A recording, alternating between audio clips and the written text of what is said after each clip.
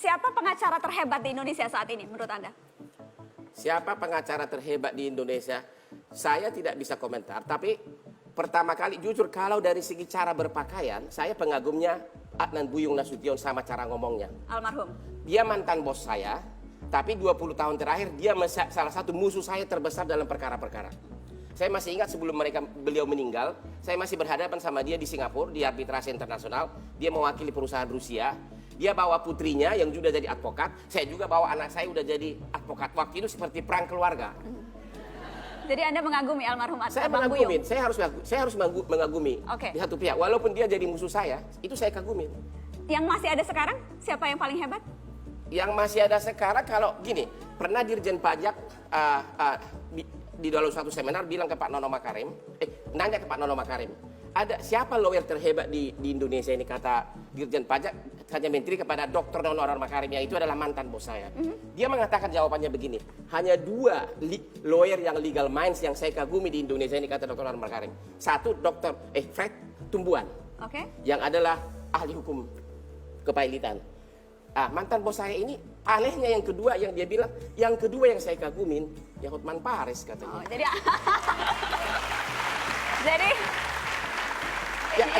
sebetulnya legal minds nggak? Legal minds. Jadi sebetulnya Anda tuh mau muji diri sendiri pakai omongan orang. Cara pengacara kan seperti itu, pakai omongan orang untuk mengangkat diri sendiri. Jadi Anda mau bilang yang paling hebat saat ini saya sendiri. Saya udah mengatakan tadi adalah bahwa lawyer memang harus pintar bikin marketing dirinya. Nggak boleh munafik. Tidak boleh asalkan masuk TV hanya bukan gara-gara kasus lah, gebukin istrinya lah, inilah. Tapi kalau gara-gara menang di London, menang di sini, memang itulah impian semua lawyer. Asal tidak munafik. Banyak yang munafik menurut Anda? Ada beberapa yang super munafik. Misalnya, munafiknya itu apa? Ya munafiknya gimana ya, kadang-kadang pamer naik mobil, padahal cuma itu mobilnya, itu pun kredit gitu kan. Terus tiap hari yang bicara mengenai kasus-kasus artis, persis kasusnya sendiri. Lawyer itu kalau terlalu banyak kebusukannya diceritakan di TV, klien akan ragu. Saya kasih contoh ya. Waktu putri saya kasih hadiah ulang tahun 17, mobil Bentley 9 miliar, itu bukan untuk kesombongan. Waktu itu saya publikasikan karena apa? Saya baru dilaporkan seorang artis ke Polda Metro Jaya. Oke? Klien saya banyak konglomerat, istrinya yang panas. Pak, kok pakai pengacara seperti itu sih? Katanya. Kok? Iya kan karena saya dituduh memukul artis ini kan. Jadi klien saya ini pada telepon. Anda tidak mau sebut namanya? Kenapa? Ya Anda tadi udah bilang namanya. Jadi untuk menunjukkan ke publik bahwa saya cinta keluarga dan cinta istri, saya bikinlah pesta to show that I love my family. Saya bukan tipe orang yang istrinya 10, anaknya ditinggal. Enggak. Itulah motivasi waktu itu. It's all about business. All about business. Ya. Semuanya tentang bisnis. Bukan pamer-pamer kampungan. Karena saya tidak suka pamer kampungan, karena memang saya berisi untuk apa lagi. Oke. Itu loh. Bang Hotman, apa kasus paling berat yang pernah Anda tangani selama 30 tahun menjadi pengacara? Kasus paling berat yang saya tangani adalah jujur aja, ada dua. Satu kasus JIS yang itu, ya, yang guru-gurunya itu. Itu saya benar-benar yakin saya tidak bersalah, ya. Tapi kita nggak bicara substansi di sini. Tapi kasus satu lagi yang menarik adalah waktu krisis moneter, saya hampir 2 minggu duduk satu kamar sama Bambang Triatmojo karena waktu itu Bank Andromeda ditutup oleh IMF. Anak mantan Presiden Soeharto? Benar. Di situ saya berkali-kali dipinjam buku oleh Bambang Tri. Saya masih ingat hukum tata usaha negara. Yang minjem tahu nggak siapa? Pak Harto. Pasal berapa rupanya yang kalian pakai katanya. Jadi Bambang itu minta dulu katanya. Saya bikin di post-it itu, terus dia lari ke istana. Oke. Itu sangat menarik. Karena seorang Hotman Paris loh dari Danau Toba bisa sekarang anak presiden, nasibnya di tangan saya. Itulah kebanggaan seorang pengacara. Itulah kebanggaan seorang pengacara. Bang Hotman, tadi Anda katakan memang bagian dari marketing, mencari sensasi, atau mungkin ini juga kah yang dilakukan, mencari sensasi. Kita lihat cuplikan ketika Hotman Paris menantang taruhan dalam salah satu sidang. Khususnya sidang yang ini adalah sidang kasus Angelin di Bali. Kan saya sekarang musuhin gua coba. Saya nggak bermusuhan, karena kata bermusuhan kan. Jadi nggak boleh digini nih. Aduh, kejam banget sih persaudaraan ini. Masa gara-gara Margaret kita ketemu dia. Ingat Tuhan lah, itu aja pesan saya. Hah? Ingat Tuhan. Ya, itu aja. Oh, Udah, yang lain-lain nggak usah dikomentarin. Komentar saya. emang gua nggak pernah ingat itu, Bang. Bang, Sekarang gini, oke, kalau gini aja deh, daripada kita berdebat, kasih Rolex.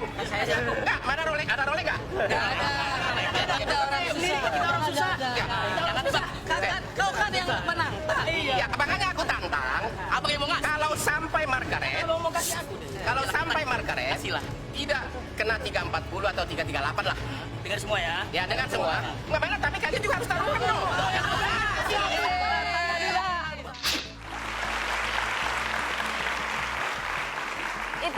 Itu juga bagian dari menarik perhatian publik dengan mengajak taruhan lawan Anda.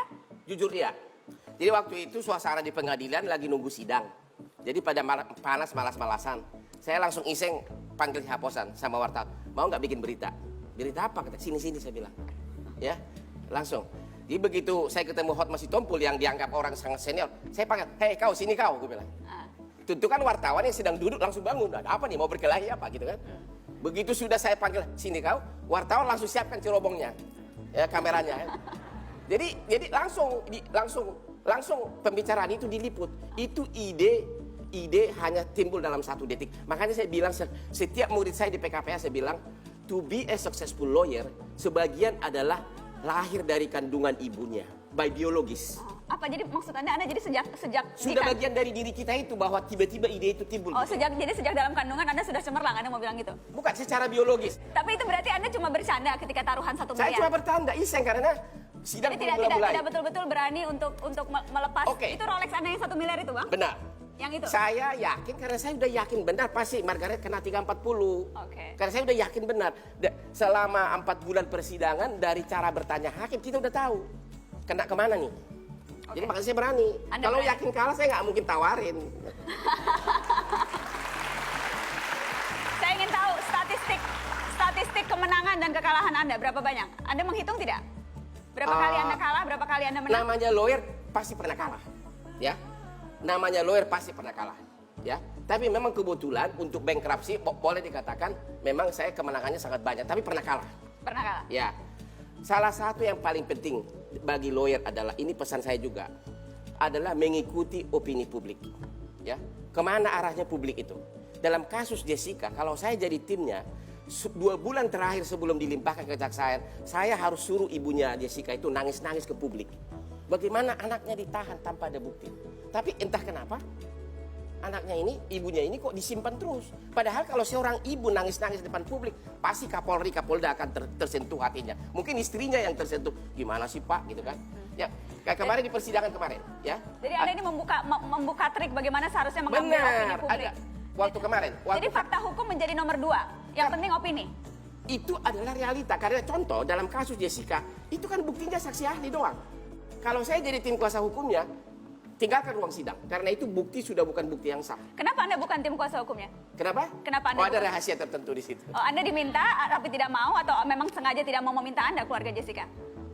Antara iya dan tidak. Anda pasti mau dong kasus yang menyita begitu banyak Sempat perhatian ada publik. waktu itu hampir, tapi ada rekan angkatan mengatakan janganlah. Nah, jadi ada sedikit rahasia di balik itu loh.